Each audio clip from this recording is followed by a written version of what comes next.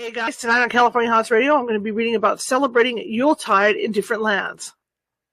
I'll be right back.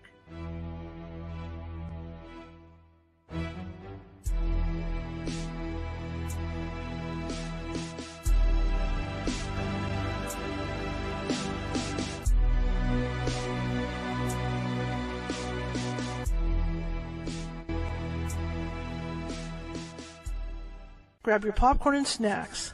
Find a comfy spot, take a seat or lie down, and let me transport you to a place of fantasy, ghost stories, ancient legends, odd creatures, alien encounters, and other magical topics. You may even decide to join the conversation. From faraway lands to your own backyard, with a small dash of pixie dust. Turn out the lights and open your minds. The journey is about to begin. Hey everybody, welcome to the show. I didn't even think I was going to make it to the show tonight. I mean, that's how close this went.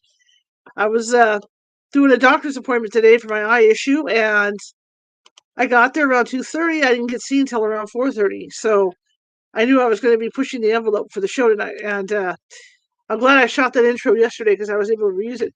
But I mean, it was really close because then after the doctor's appointment, of course, I had to make a run to the pharmacy, and then they couldn't get my stuff done, and so I went ahead and went next door to Safeway and grabbed some items shopping, and then they finally got the stuff done in a rush. So I didn't really step through the door until 5:45 p.m. So here we are, and I hadn't teased the show yet for you guys or anything like that. So I got home and just teased up the show and did all that stuff, and thought, well, I can't do an intro, so I might as well use last night's intro. And that's what I did. Welcome, everybody. My name is Charlotte. I'm going to be your host for the next hour. I'm also the owner of the California Haunts Paranormal Investigation Team based out of Sacramento, California. We are 45 strong up and down the state. And that means if you have a paranormal, we can get you. It might take us a little longer because California is a big state, but we will get to you. We do have psychics on staff who can do a reading with you over the phone to see what may or may not be going on in your home or business. And if it is paranormal, in the majority of cases, they can settle that energy down for you, and until we get out there. It usually doesn't take more than 1 or 2 days for us to get out there. Okay, that being said, let's get this show on the road here.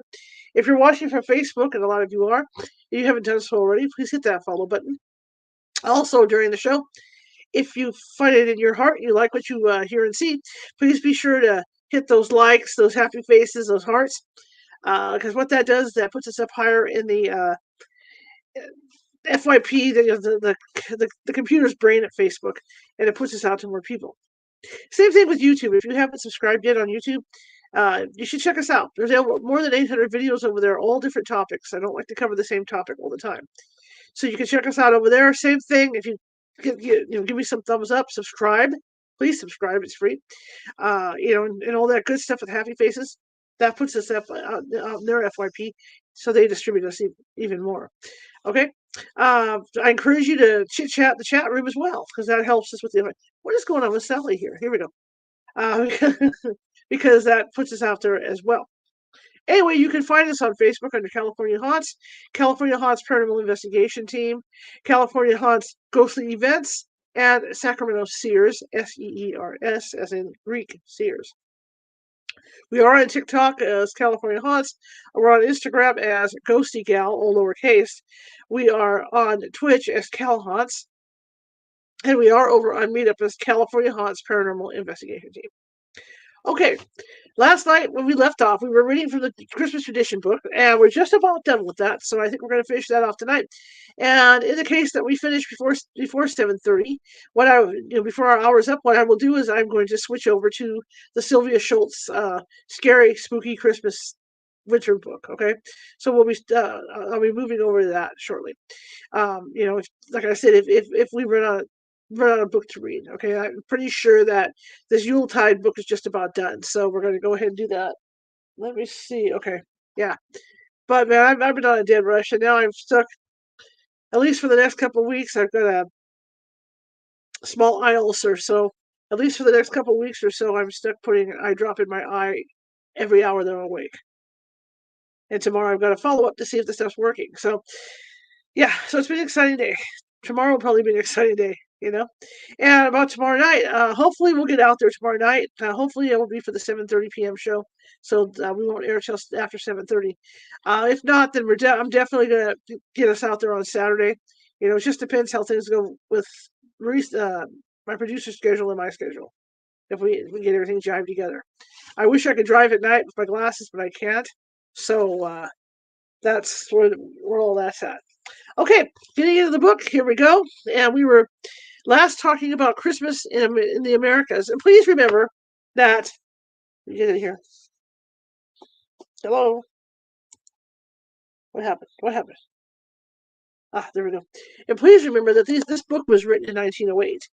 So there's going to be terms and stuff in here, like we ran into that last night, that was okay back in 1908 that may not be okay nowadays.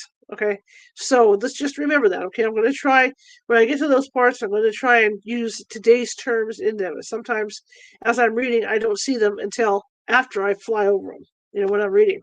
So just bear that in mind, and you don't need to, turn me into Facebook police or YouTube police or TikTok police or Twitter police for racism or anything weird like that. Okay, so just bear that in mind. 1908, different time, different way people handle stuff. So here we go. Alas, that Christmas on the Mayflower, excuse me. Alas, that Christmas on the Mayflower was the last the Pilgrims were to enjoy for many long years.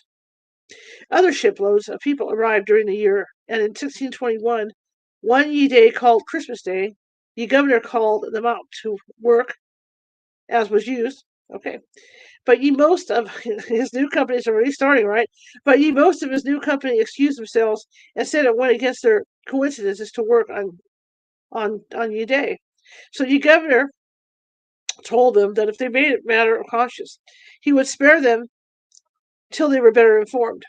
So he led away ye rest and left them. But when they came home at noon, and this is what I'm dealing with, from their work, he found them in ye streets at play openly, some pitching ye ball, and some as stool ball. Never heard of it as such like sports.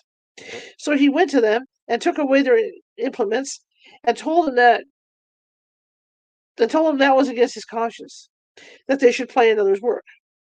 If they made ye keeping, oh my God, if they made ye keeping of it matter of devotion, let them keep their houses, but there should be no gaming and reveling in ye streets. Since which time nothing has been attempted that way, at least openly. And thus ended the last attempt at Christmas observance during Governor Bradford's many terms of office. The Massachusetts colony that arrived in 1630, put this over here, settled in and around Boston, believed that Christ's mission on earth as the savior of man was too serious a one to be celebrated by the fallen race. He came to save. They considered it absolutely wicked for anyone to be lively and joyous when he could when he could lost when he could not know whether or no he was doomed to everlasting punishment. Beside that, jollity often led to serious results. We're not in the jails of old England full of repletion the day of Christmas. It was wisest, they thought, to let the day pass unnoticed. And so, only occasionally did anyone venture to remember the fact of its occurrence. Among the men and women who came across the ocean during succeeding years, there must have been many who differed from the first colony in regard to Christmas. For in May 1659, the General Court of Massachusetts deemed it necessary to enact a law that whosoever shall be found observing any such day as Christmas, or the like, either by forbearing of labor, feasting, or any other way upon any such accounts as aforesaid, shall be subject to a fine of 5 shillings. For upward of 22 years, it remained unlawful in Massachusetts to have a Merry Christmas. There were no pretty gifts on that day to make happy little God be thanked, search the scriptures, seek wisdom, prudence, hope, or charity. However, Santa Claus had emissaries abroad in the land. In December 1686, Governor Andros, an Episcopalian and a representative of the king, brought about the first concessions in favor of the day. He believed in celebrating Christmas and intended to hold appropriate services. The law enacted by Parliament in June 1647, abolishing the observance of the day, had been repealed in 1659, and Governor Andros knew he had the law in his favor. But every meeting house was conscientiously or stubbornly closed to him, so he was forced to hold service in the townhouse, going with an armed soldier on each side to protect him from the goodwill exhibited by his fellow townsmen. He held services that day, and it is believed to be the first observance of Christmas held under legal sanction in Boston. The great concession was made by the Old South congregation in 1753 when it offered its sanctuary to the worshippers in King's Chapel. After that edifice was burned, for them to hold their Christmas services, after that edifice was burned, for them to hold their Christmas services. It was with the implicit understanding that there was to be no spruce, holly, or other greens used on that occasion to desecrate their meeting house. Little by little, the day was brought into favor as a holiday, but it was as late as the year 1856, while Nathaniel P. Banks was governor, that the day was made a legal holiday in Massachusetts. The good Dutch fathers, true to the teachings of their forefathers. Oh yeah, check this out. I opened up my present of WD-40 today. See, I can go back and forth and not make everybody mental. The good Dutch fathers, true to the hello Pamela. The good Dutch fathers, true to their teachings. I see some people in the chat room. I cannot see you. My glasses are useless, but I see you there. Welcome. The good Dutch fathers, true to the teachings of their forefathers, sailed for the New World with the image of St. Nicholas for a figurehead on their vessel. They named the first church they built for the much-loved St. Nicholas and made him patron saint of the new city on Manhattan Island. Thanks, many, many thanks, to these sturdy old Dutchmen with unpronounceable names who preserved to posterity so many delightful customs of Christmas observance. What should we have done without them? They were quite a worthy people, notwithstanding they believed in enjoying life and meeting together for gossip and merrymaking. Christmas was a joyful season with them. The churches with quaint gabled houses were trimmed with evergreens, great preparations were made for the family feast, and business was generally suspended. The jolly old city fathers took a prolonged rest from the cares of office, even ordering on December 14, 1654, that, quote, as the winter and the holidays are at hand, there shall be no more ordinary meetings of this board, that's the city corporation, between this date and 3 weeks after Christmas. The court messenger is ordered not to summon anyone in the meantime. End quote. Sensible old souls. They were not going to allow business to usurp their time and thought during this joyful season. The children must have their trees hung with gifts, and the needy must be especially cared for, and visits must be exchanged. So the city was left to take care of itself, while each household was busy making ready for the day of days, the season of seasons. One at a time, Hoss Frost had polishing up their silver, pewter, brass, and copper treasures, and opening up best rooms and newly sanding the floors in devious, intricate designs. When a pile of wood was burned to bake the huge turkeys, pies, and puddings. What pains the fathers took to select the rosiest apples and the choicest nuts to put in each child's stocking on Christmas Eve. Fortunately, children obeyed the injunction of Scripture in those days and despised not the day of small things. How fortunate it was that there were no trains or other rapid modes of conveyance to bring visitors from the Puritan colonies at the season. There was no possibility of any of their strict neighbors dropping in unexpectedly to furnish a free lecture, while the Dutch families were merrily dancing.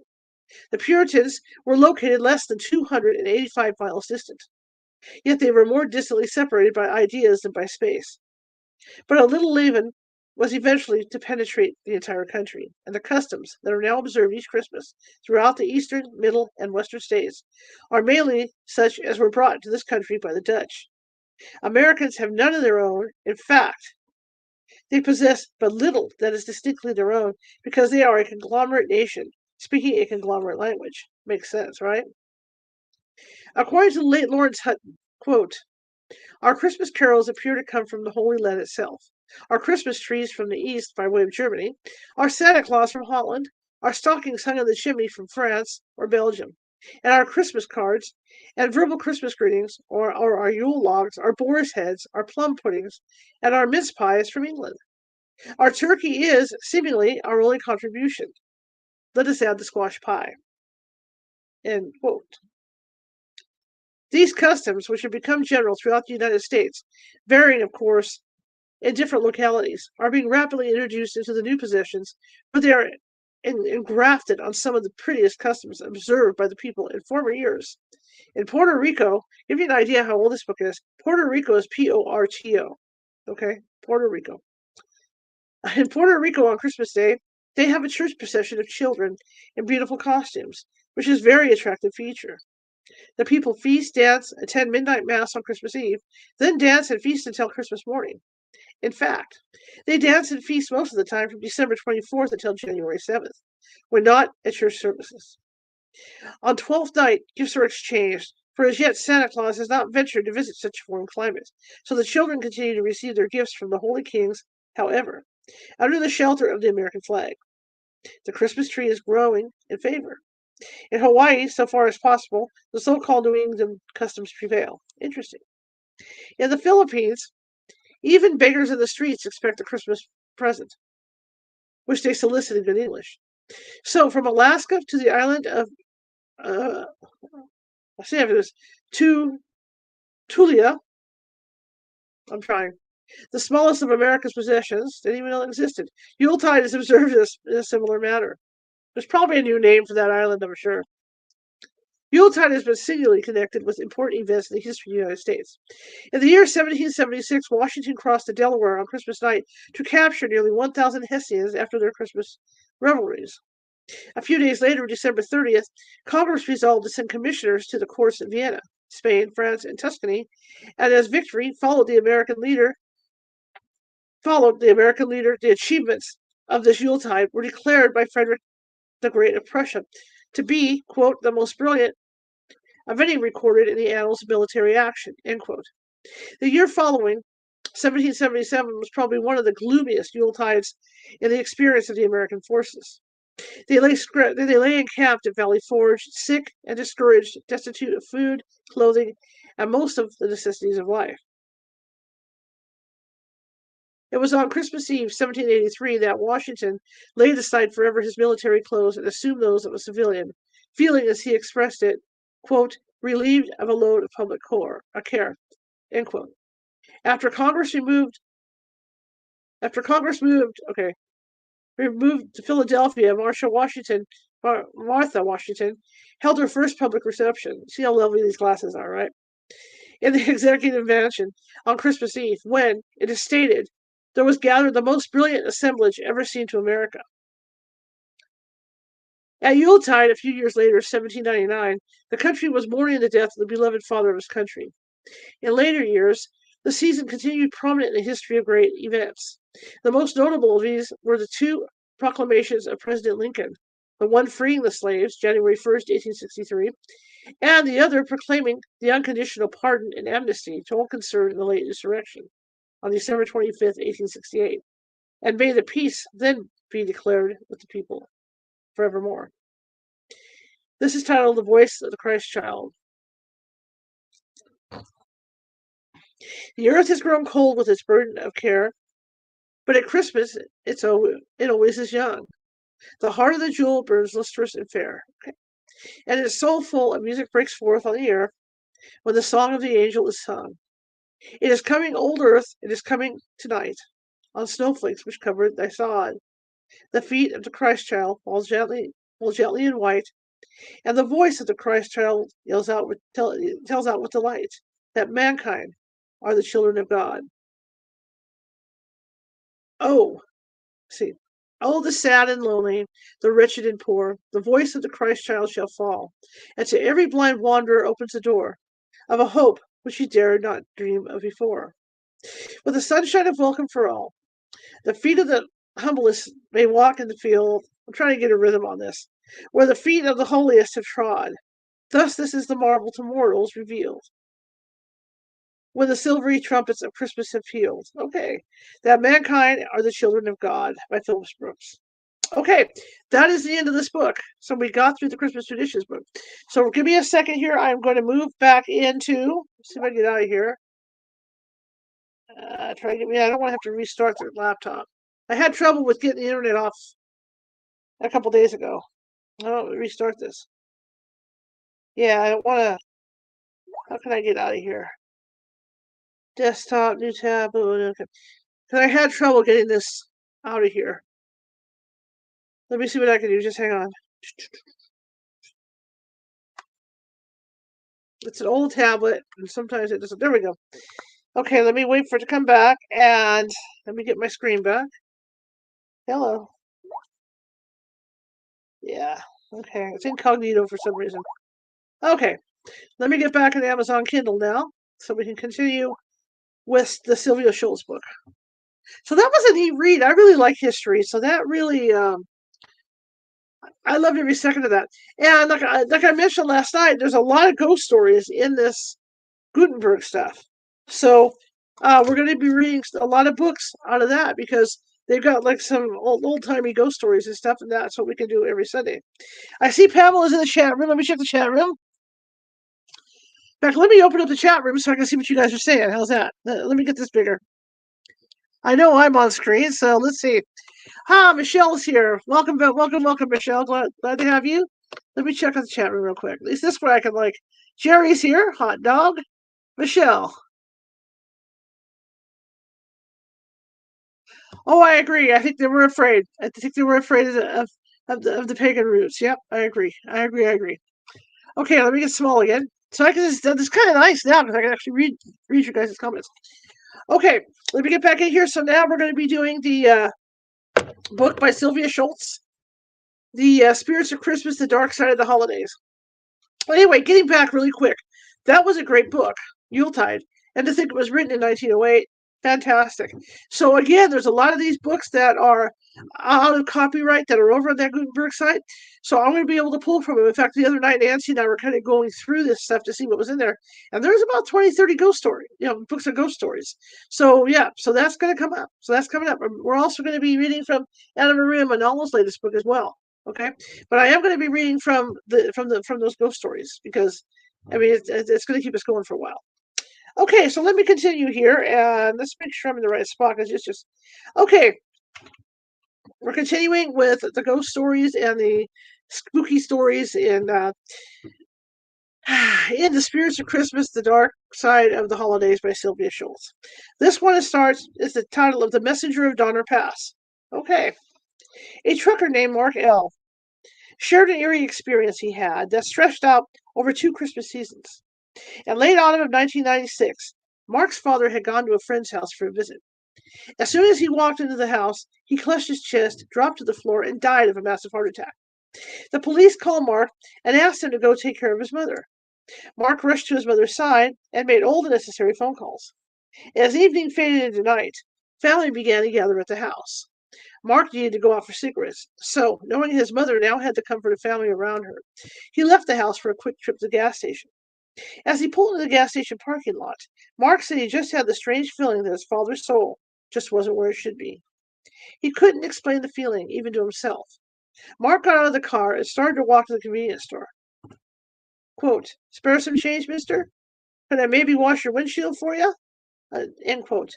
The bum looked harmless enough, but Mark wasn't in the mood for much interaction. Instead, he pulled out a $5 bill, gave it to the guy, and asked him to pray for his dad. The bum happily took the $5 and started praying, loudly, just to make sure things were copacetic. Mark gave the guy a good, hard look. It was then that he noticed the bum's eyes were a penetrating shade of blue. Quote, "So piercing blue that they could stop you in your tracks," end quote. Mark thanked the guy for his prayers and asked his name. The bum replied, "I'm Irish." Shaking his head, Mark went into the convenience store, bought his cigarettes, and headed home. Several months passed.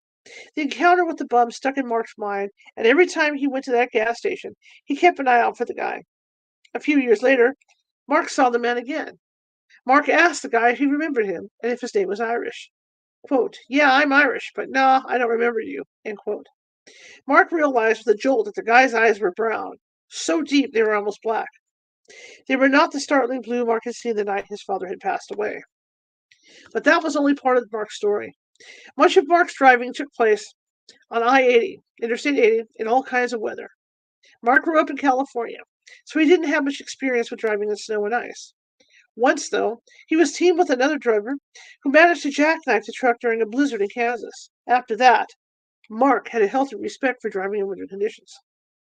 Christmas was fast approaching, and Mark was doing short hops from Chicago to California, making his way home for Christmas. On December 23rd, he pulled into the Alamo truck stop for a break. Donner Pass was before him. Now, you guys know what Donner Pass, right? What's up with Donner Pass here? Okay, you got to remember the Donner family was coming into California, and they had to cross this pass during winter. And sure enough, and that would be my luck.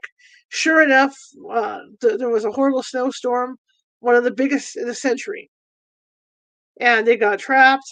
And the rest is history to where they had to survive, and they ended up eating their dead to survive. So yeah. Christmas was fast approaching, and Mark was doing short hops for California, the Alamo for a break. Donner Pass was before him. Mark was toying with the idea of trying to get a little sleep before tackling the pass, but he was so exhausted. He knew an hour nap might turn into 8 hours of solid sleep. A storm was blowing in, and Mark still wasn't sure what his next move should be. He climbed down from the cab of his truck and headed in to use the restroom. Mark was walking about 10 feet behind a group of other drivers when one of them turned around and spoke to him. Quote, "If you're trying to get home, you better go over the pass right now." End quote. Mark didn't know this guy, and he had never talked to him. But the man had the same brilliant blue eyes Mark had seen the night his father had died. Mark turned on his heel and went straight back to his truck. He gunned the engine and headed up Donner Pass. The CB crackled with incoming weather reports as Mark drove. He made it all the way through the pass and stopped at a rest area when he was safely through the mountains. As Mark pulled out of that rest area, the snow was falling thickly, and he heard over the radio that Donner Pass had been shut down, and it stayed closed. It stayed closed for a day and a half. He had made it through the pass just in time. If Mark hadn't followed that unknown trucker's advice, he'd have been stuck at the truck stop over Christmas. As it was, he made it safely home to Los Angeles after delivering his final load. Quote, "My mother had a smile for the first time on Christmas since my father had passed away the Christmas before." End quote. Mark has never seen anyone with blue eyes quite like that again, but he is always on the lookout for them. To this day, quote, "To this day, if I see piercing blue eyes like that, I listen to the words being spoken." End quote. House of Plenty. Madison County, Illinois, in the southern part of the state, is a quiet rural area. In 1879, Timothy Grouse built a home for himself in the town of Highland. 100 years later, in the early 1980s, Ken and Judy Ernst rented part of the house for use as a small bakery. Within a decade, that would be the dog in the background, within a decade, Judy's baked goods business had become so popular. The couple bought the entire house. For a while, they lived in the house and ran a small restaurant business. But by the end of the 1980s, the restaurant had grown to fill the entire building, and the couple made their home elsewhere. The House of Plenty restaurant is thought to be haunted by the spirit of the original owner, Timothy Grouse. The story goes that Grouse hosted a party in his home in honor of the town's early Swiss settlers who were planning a trip back to Switzerland to visit their families. The plans for a joyful reunion turned into tragedy, though. The ship carrying the travelers sank, claiming the lives of over 300 passengers. According to Chad Lewis, who we've had on the show, okay, writing in Illinois' Guide to Haunted Locations, some people believe that after losing so many of his friends in the sinking, Timothy Grouse continues to wait for their return. The restaurant building is notorious for having things mysteriously go missing. One day, Judy Ernst was in the kitchen baking an angel food cake. She left it on the counter to cool. Several hours later, she came back to find that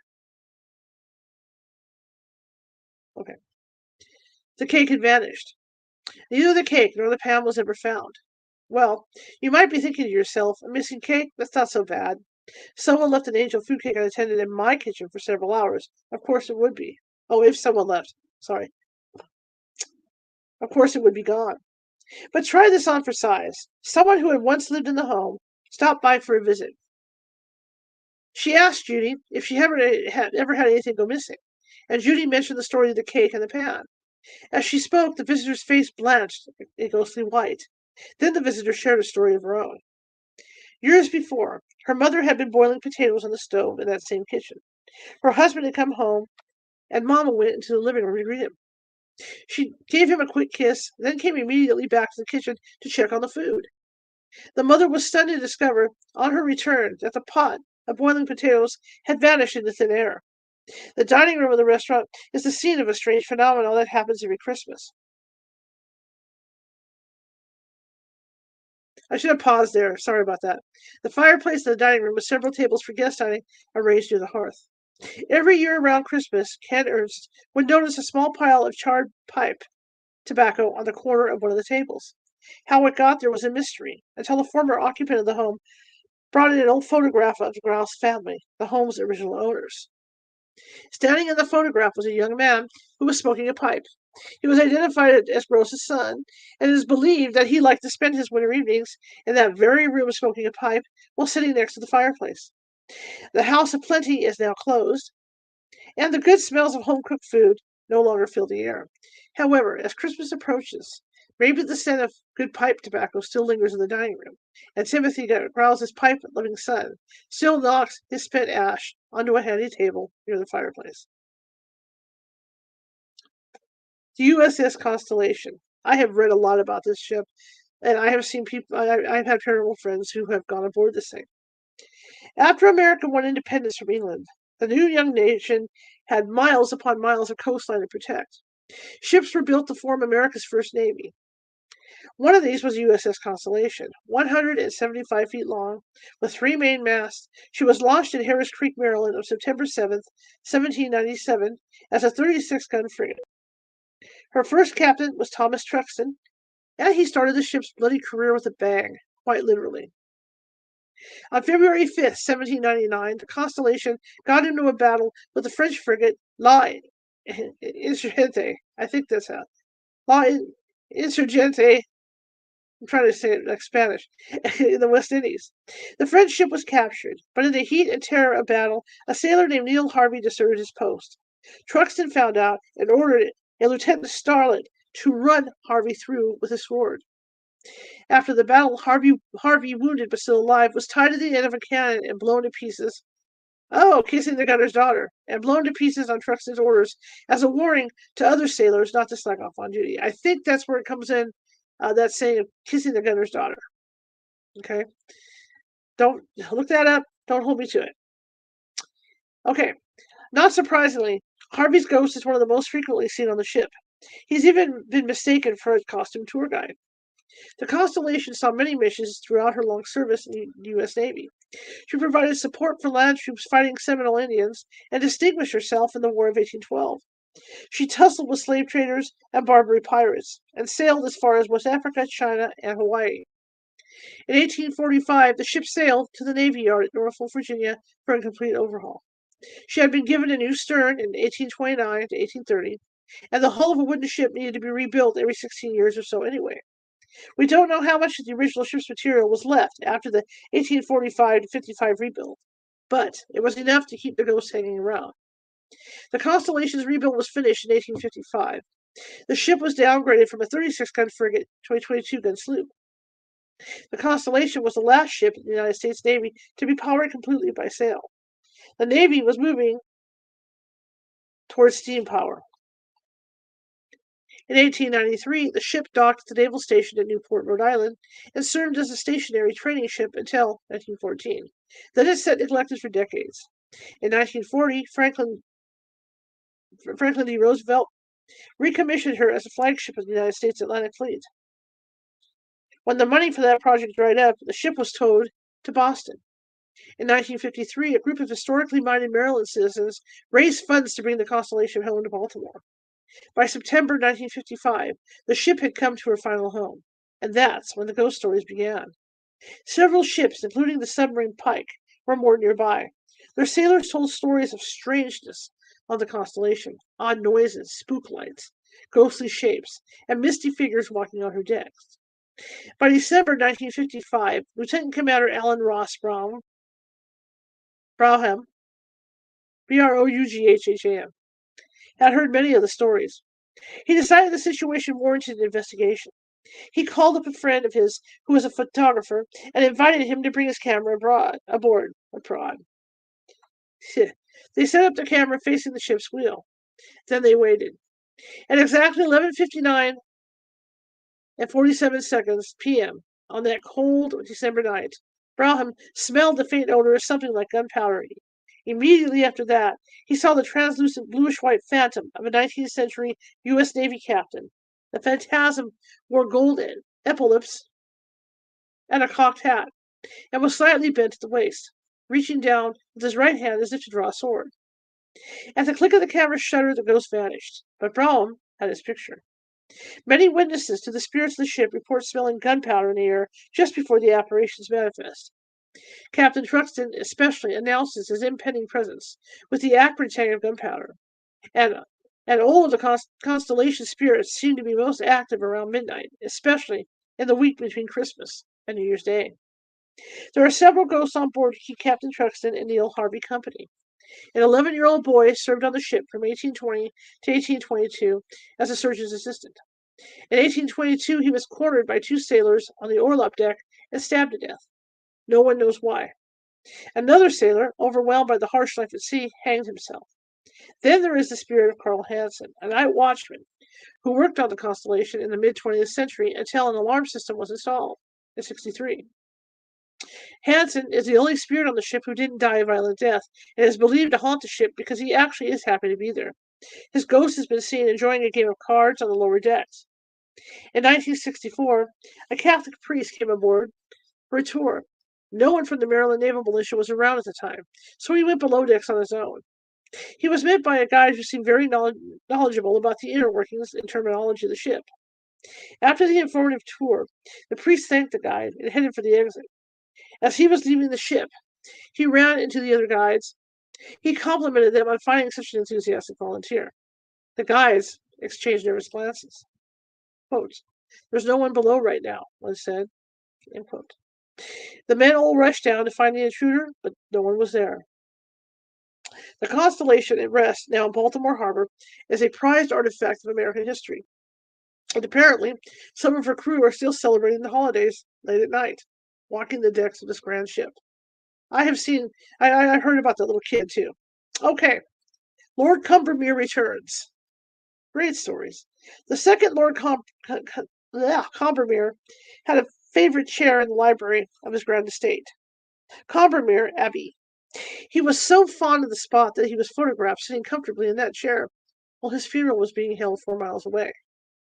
There were two viscounts that held the title of Lord Combermere. Why am I having issues with that? In the 19th century. The first viscount was cavalry commander in the early 1800s.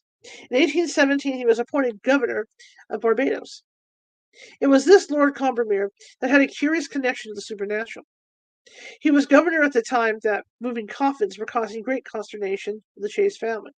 The Chase family vault was a beautiful crypt in the burying ground at Christ Church Parish in Barbados.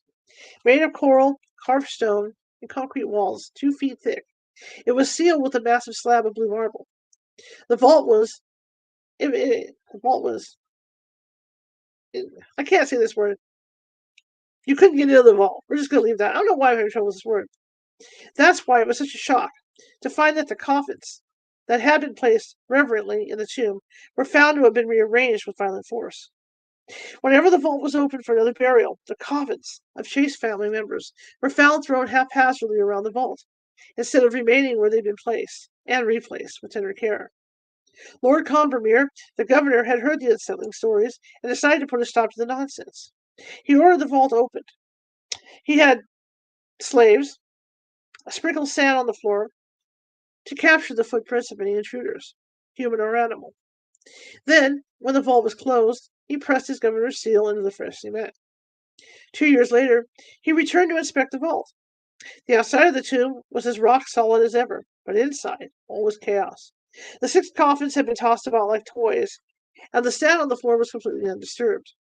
The second Viscount, born in 1818, went by the splendid name of Wellington Henry Stapleton Cotton. In 1891, when this gentleman was visiting London, he was run over by a carriage and suffered injuries to both legs. The sturdy 73-year-old recovered well, and 6 weeks later he was able to get around with the aid of crutches. But a blood clot developed in Lord Combermere's heart, and on December 1st, 1891, he dropped dead. The Lord's funeral was held on Sunday, December 5th at St. Margaret's in the town of Wrenbury, 4 miles from the family estate. Many prominent persons attended the funeral. So the time of the services was held back a bit to give the honored mourners ample time to arrive. The services began at 2 in the afternoon. It just so happened that a photographer, Sybil R. Corbett, had been engaged to take pictures of the family estate. Lord Combermere's funeral, while unfortunate, was perfectly timed. Since most of the household would be away at the church, Corbett set up an hour-long exposure in the library, confident that no one would wander and disturb the ongoing photography project. Those days are over. Other projects came along, and Corbett didn't develop the plates she'd taken at the Abbey until August of the next year, 8 months after she'd exposed them.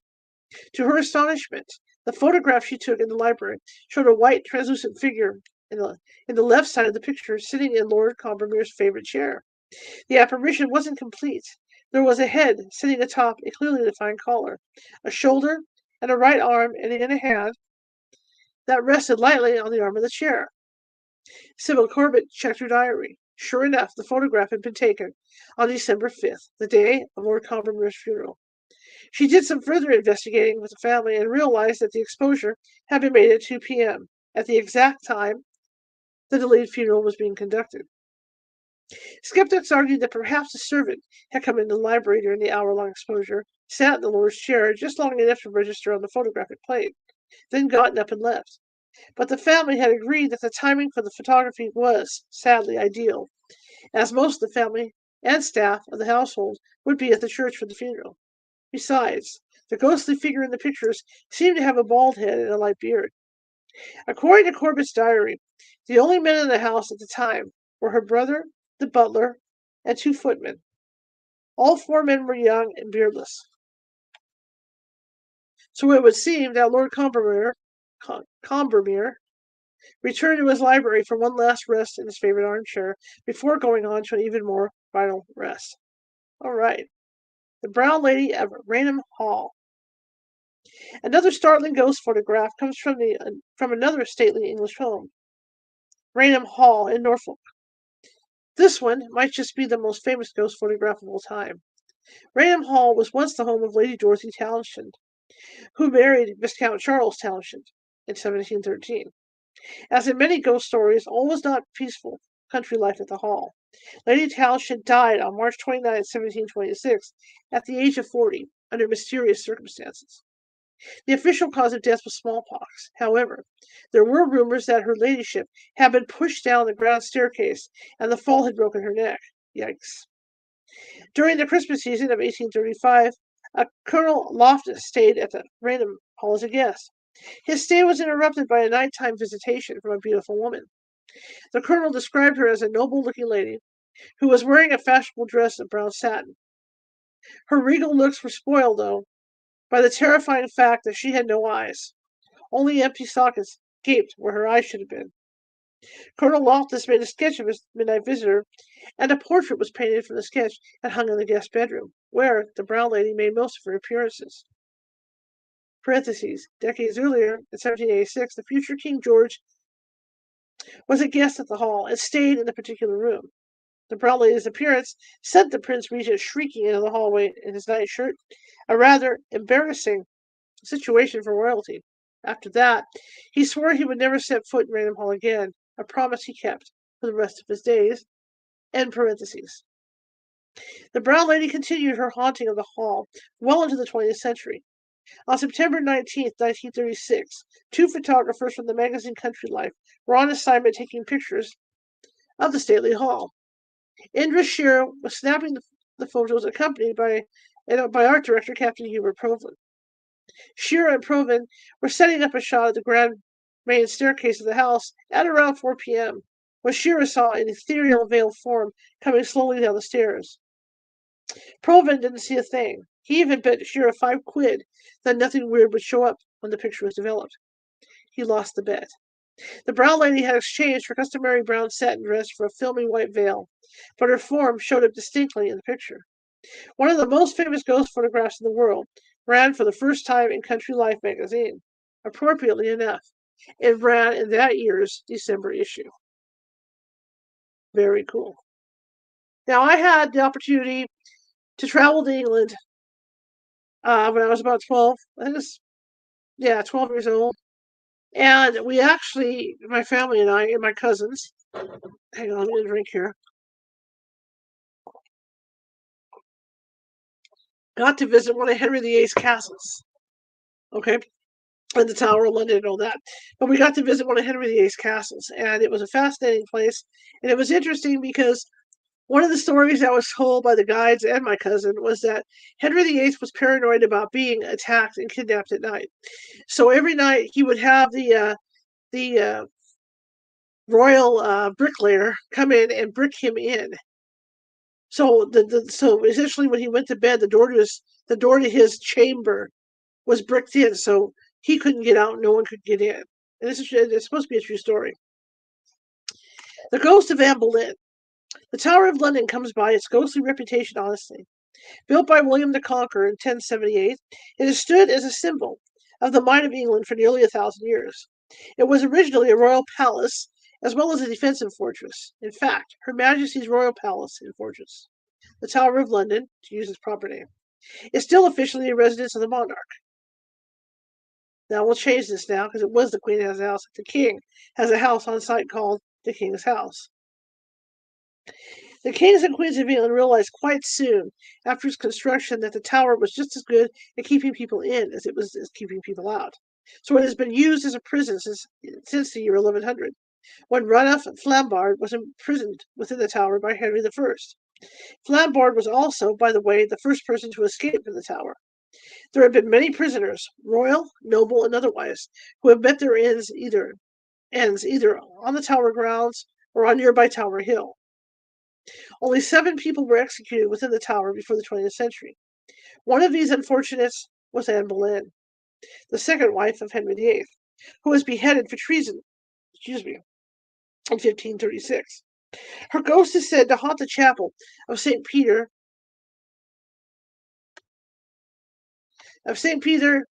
ad Vincula, where she is buried. But she is also known to roam the grounds of the White Tower, carrying her own severed head. Anne Boleyn is arguably the most famous ghost who wanders the tower due to her ill-fated relationship with Henry VIII. Queen Anne even almost got one poor sentry court-martialed. The guard was found unconscious at his post outside the King's House one winter morning in 1864. He was accused of falling asleep while on duty and put on trial. At the hearing, though, the sentry had a really good explanation for his unconscious state. He had been standing guard when a white figure came towards him out of the early morning mist. The sentry challenged the figure 3 times, but the silent figure never answered. It just kept walking slowly towards him. Alarmed, the sentry lunged at the figure with his bayonet fixed, intending to run it through, whatever it was. But a flash of fire raced up the rifle barrel and knocked the sentry out cold. Luckily, other guards, including officers, came forward to testify at the hearing. They said they had seen the apparition too, from a window in the Bloody Tower. After some discussion, members of the court realized that the phantasm had been seen by multiple witnesses just below the room where Anne had spent her last night alive, the night before her execution, May 19, 1536. The sentry was cleared. As for the doomed queen, she still wanders the tower with her head tucked underneath her arm, as far as anyone knows. The Eileen More Lighthouse. Lighthouse keepers are a sturdy, devoted breed, dedicated to the demanding job of keeping their lights burning to guide sailors safely to land. In fact, there is only one case on record of lighthouse keepers abandoning their post. The Eileen More Lighthouse was built on a rocky island off the west coast of Scotland. It was a remote and forbidding place, even for a lonely lighthouse. That made the island, it's E-I-L-E-A-N, so if I'm wrong, I'm sorry. That made the island even more vital to the safety of those waters. The locals who lived on nearby islands believed that the particular island was haunted. Only fools, they said, stayed on the island overnight. But the 3 men who had signed on as lighthouse keepers, of course, had no choice. This was their job, to stay on the island and tend the Eileen More light. What happened to those men is still unknown. On the night of December 15th, 1900, the brigantine Fairwind was making her way through the seas near the Eileen More Lighthouse. Sailors on deck saw a lifeboat in the water. At first, They thought the boat was adrift, carrying corpses from a shipwreck. The bodies of the boat were pale, dressed in rags, but they were moving. The sailors on the Fairwind could see that the men in the lifeboat were rowing, and that they were heading for the lighthouse. The tiny craft with its ghastly cargo soon disappeared into the blackness. Later that same night, a storm whipped up. Sailors on the Fairwind and other ships noticed that the Eilean Mor light was out. The ship's captains were furious at this oversight. Luckily, no boats were wrecked in the stormy darkness. Days passed, and the lighthouse remained eerily dark. The sailors on passing ships began to be concerned. Something was definitely wrong. There were 3 men on the island. If one of them, or even 2, had been taken ill, there still should have been a man left to restart the light. At the very least, they should have been able to send some sort of distress signal ashore. But the island stayed stubbornly shrouded in darkness. A supply ship finally made it out to the island to investigate on the day after Christmas. They found no sign of any of the 3 men and absolutely no clues as to where they had gone. The searchers found 2 strange things worth noting. The foul-weather gear among the lighthouse supplies, the oilskin coats and heavy rubber boots, was all gone. The investigators also found shreds of seaweed scattered around. Not so unusual on an island, except that it was a kind unknown in that area. The searchers did find the lighthouse logbook. That provided no clues, but only deepened the mystery. The head keeper, Thomas Marshall, wrote that a vicious storm had pummeled the lighthouse for 3 days, beginning December 12th. The log noted that the men spent those 3 days in a state of near panic, praying for their lives and crying. Strange behavior for stalwart lighthouse tenders. Had the desolation of their post made all 3 of the men snap? All at the same time? The final entry in the log was dated December 15th. Marshall wrote only this, quote, "Storm is ended, sea calm, God is over all," end quote.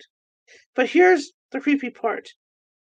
Parentheses, besides the fact that the 3 men simply vanished, in parentheses, of the 3 days mentioned in the log, December 12th through the 15th, there was no storm. As a matter of fact, on the island of Lewis, just 20 miles away, the weather for those 3 days had been unusually calm. A storm had blown into the area on the night of December 15th, the day Marshall wrote that the seas were finally calm. The official inquiry into the desertion of the Eilean Mor lighthouse was unable to reach any conclusion as to the fate of Thomas Marshall and his 2 companions. But the sailors on board the Fairwind couldn't put the ghastly sight of the lifeboat with living corpses out of their minds. The boat that was being rowed steadily towards the lighthouse by dead men. There was a local legend that said sometimes the ghosts of shipwrecked sailors came ashore to claim the living. And here's the mystery of the Mary Celeste.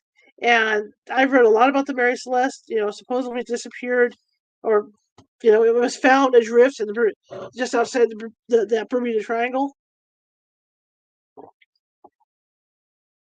So let's see what this mystery says. On November 7th, 1872, the merchant brigantine Mary Celeste left the port of New York. She was bound for Genoa. I kind of miss my creaking chair. I don't know why. She was bound for Genoa, Italy, with a cargo of alcohol meant to be added to wine to fortify it. Benjamin Spooner Briggs was her captain, in charge of a crew of 7. Also on board were Captain Briggs' wife, Sarah, and their daughter, Sophia Matilda, just 2 years old. On December 4th, the crew of the Dei Gratia saw the Mary Celeste drifting in the Atlantic, 400 miles east of the Azores, see Bermuda Triangle area. She was full of cargo and carried 6 months' worth of food and water. But the ship's cat was the only living creature on board. Captain Briggs, his family, and the 7 crew members were nowhere to be found. They were never heard from again. The Palatine Light. The ghostly ship, known as the Palatine, has appeared for nearly 300 years in the waters off of Rhode Island. The eerie apparition has gained fame as the Palatine Light, and it usually manifests as a crimson glow on the horizon. The ship was probably a British vessel called the Princess Augusta. It left Rotterdam, Holland, in August of 1738, carrying 240 passengers. Many of them were immigrants from the Palatine region of Germany, headed for a new life in Philadelphia. A few weeks into the voyage, The supplies of fresh water somehow got contaminated, causing an outbreak of fever and diarrhea on board. Captain George Long died, as did 7 crew members and more than half of the passengers. First Mate Andrew Brooke took charge of the ship, and the immigrants' suffering began in earnest. The ship floundered around the Atlantic for an incredible 3 months after the contaminated water happened. Supplies of food and fresh water ran dangerously low. Brooke, now in charge, decided he could make a few bucks on the side by charging the passengers for the measly amount of food they were given. The ship ran into storm after storm in the winter months, which pushed it even farther north. During Christmas week, the ship was caught in a vicious snowstorm somewhere in the Devil's Triangle. See, there you have it. You got the Bermuda Triangle, there's a Devil's Triangle, they're all over the place. And this is, quote, the region of the Rhode Island coast between Montauk Point, Block Island, and the mainland, end quote. The remaining crew just snapped. They plundered what they could from the ship, launched the ship's longboats, and abandoned the immigrants to their fate. The Princess Augusta, adrift without experienced sailors to man the tiller, tossed in the freezing waves until she beached herself on the rocky shore of Sandy Point on Block Island on December 27th. 20 more passengers died when the ship ran aground. The tragic event was immortalized in John Greenleaf Whittier's poem, The Palatine, written in 1867. In the poem, the Block Islanders who came down to the shore to investigate the wrecked ship are portrayed as heartless looters, no better than the crew who'd abandoned the ship in the first place. Finding nothing of value aboard the stricken ship, in the poem, the islanders simply set the ship on fire and pushed it back into the sea, passengers and all. Fortunately, this isn't what actually happened. The story that Block Islanders prefer to tell is that they helped the 17 people left alive on the battered ship. The islanders took the immigrants to Simon Ray's farm, but the shipwreck and the privation of the previous weeks had taken their toll. Some of the immigrants regained their health, but most of them were beyond saving. As for the ship itself, it wasn't worth repairing, as it was still sitting wrecked on the rocky shore. The islanders feared that it would become a hazard to navigation, so they set fire to it. A freak wind lifted the burning ship onto the swell of a wave, and it drifted back out to sea. The ship would claim one more victim as it left the shore forever, though. One woman was still below decks when the ship was fired. Half crazed from the terror of the voyage, she refused to leave the burning deck. The islanders watched in horror as the madwoman was burned alive, her shrieks echoing into the night. And the ship is still seen even today. It manifests between Christmas and New Year's Eve, usually on the anniversary of the fire. As reporter Edmund C. Hill wrote in 1934, quote, "There are people living on Block Island who will tell you, with their hand on the book, that they have gazed seaward in the blackness of night, startled by a bright radiance at sea, and have watched with straining eyes while the Palatine, blazing from trunk to keelson, swept along the horizon. For many years, the abandoned woman's scream were said to accompany that queer crimson light on the darkening horizon, the light of the Palatine, forever burning, yet never consumed." All right, that's it. We made it through the day. How's that grab, you guys? We did it. I did it. I didn't think I was going to be able to do this today. Anyway, I want to thank you all for coming tonight. I appreciate it. And yeah, I'm just glad I made it for you guys. So tomorrow now, I will let you guys know an announcement if we decide to go down to Old Sacramento. And like I said, she works, so we have to get down there after she gets off work. So we will probably shoot for the 7:30 p.m. show out there. And if we don't, I'll let you know. And what we'll do is we'll do something fun tomorrow instead. We'll go in the other office, and like I said, I got some really cool things for Christmas that we can work on together, light brights, and I got that Disney light bright. I got some Legos to work on, so you guys can join me with that. We can chit chat while I do it. But thank you all. Thank you all for coming. Thank you for being so patient tonight. I really appreciate it. And I'm just surprised there's as many as you hear as there are, because I did not get this show teased out until after 5:45 tonight. So I'm really impressed with that. Thank you so much. Let me see some comments here before I go blow this up. Okay, through that one winter. See, I'm here. Absolutely. Donner Pass can get really interesting in the winter. I agree with that. Okay. Okay. Okay. All right. So that's it for tonight. And we will continue, one way or another. If I don't go live tomorrow, we will continue with the book. We'll see how that goes tomorrow. And, if we, what I might do is because I had planned to go do something maybe after the show this week. So if we don't go tomorrow to do the live, we're going to go Saturday. Obviously, going to go down Saturday to do the live down there. But I will, like I said, I'll read the book and then after we'll do something else for fun. We'll go build something. I've got some gingerbread cookies to decorate and all kinds of stuff that we can do together. Okay, so we'll go ahead and do that tomorrow. So we'll have a double tomorrow, no matter what. All right, I want to thank you all, and I will see you tomorrow. I appreciate it. If you like the show, share it with 5 people. If you hated the show, share it with 5 of your enemies. We're equal opportunity here at California House Radio. Just trying to get the word out about our little show.